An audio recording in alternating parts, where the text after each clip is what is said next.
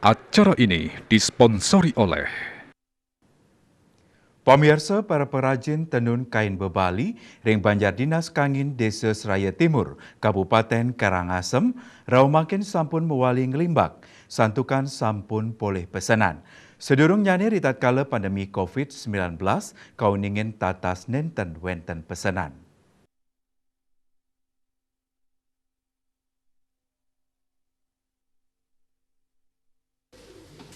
Ketua Kelompok Pencelup dan Penenun Karya Sari Warna Alam Iwayan Karya Mausang, mangkin paiketan dani sampun sayan akeh nerima pesanan untuk ngarianin kain tenun bebali.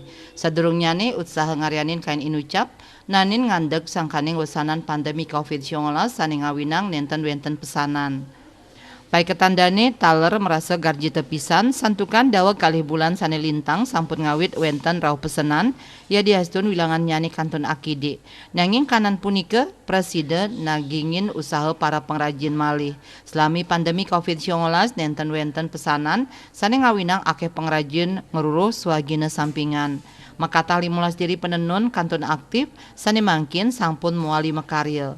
Dani taler ngaptiang ringgalah pungkuran state wenten pesenan Mang Dani sida muali makarya skadirin.